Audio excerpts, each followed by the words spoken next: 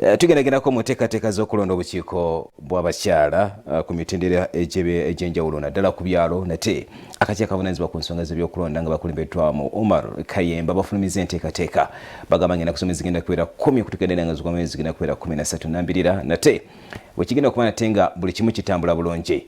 Ono agamba nti ke kaseera okwekenneenya biki ebyasoba era nga binagenza okubituukako nga bakulembeze ebibiina by'obufuzi eby'enjawulo bavuddeyo okusobola okulaba nga nabo bakubaganya ebirowoozo ku nsonga ezigenda mu maaso.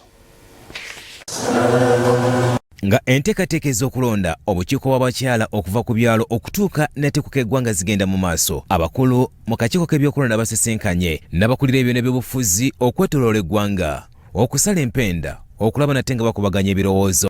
Enteekateeka za kutandika n'okuwandiisa abalonzi okuva ng'ennaku z'omwezi 10 okutuuka ddala ng'ennaku z'omwezi 13 omwezi guno ng'okulonda ku byalo emiruka n'amagombolola okwawukanako n'okwa disitulikiti n'eggwanga kwa kusimba mu mugongo nga Omar Kayemba akulira enteekateeka z'ebyokulonda bw'alambise. Okulonda kuno mu ngeri y'emu si kwa kyama, kulonda kwa kusimba mu mugongo okujjako ku mutendera gwa district ne national level ne ku kyalo okutuukira ddala ku magombolola abalonzi bajja kuba basimba emabega waabo bakandeesi baabwe be baagala. Abamu ku bakulembeze okubadde aba NRM, DP, Uganda Federal Alliance, National Transformation, Forum for Democratic Change, Social Democratic Party n'ebirala be bakuŋŋaanye era nga babadde n'okwemulugunya okw'enjawulo. In northern Uganda recently, where there were numberless vehicles and nobody takes responsibility for them.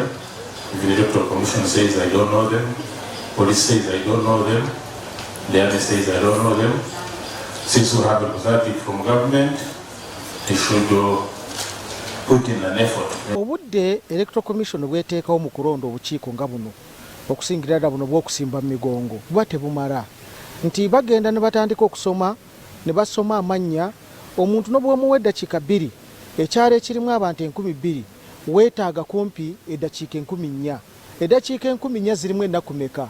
Toyinza kusoma bantu bonna ng'osoma buli omu gundi tugume Gideon n'awanika omukono wogenda okumalira abantu bonna oluusi obudde buba bugenze. Naye nze nkunga abakyala bonna abali eyo mu ggwanga nti mwenyigire mu nsonga zino.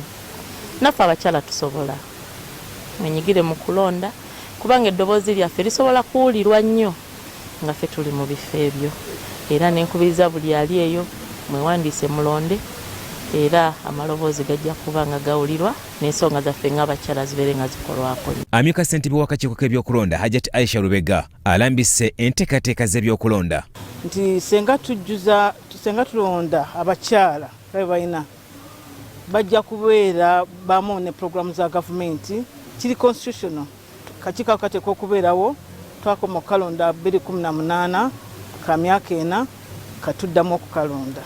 Ye akulira olukiiko lw'abakyala olw'eggwanga Hajati Farida Kibowa naye aliko byalambise. Kakati ffe nga abakulembeze tusaba kintu kimu nti abalonzi banditubeeredde bakisa ne batutunulamu ne baddamu ne batuwa akalulu ne tusobola okutambuza Women Council. Ku bimu bye nasooka okusanga mu office ekyali ekizibu ennyo kwe kumanyika kwa Women's Council. Abantu balinga tebamanyi Women Council. Ng'oyogera ku Women Council linakubuuza kyeki. Naye kati we tuwogerera Women Council buli omu agitegedde emirimu gyayo tugimanyi kulaakulanya abakyala bannaffe nga tuyita mu government programs.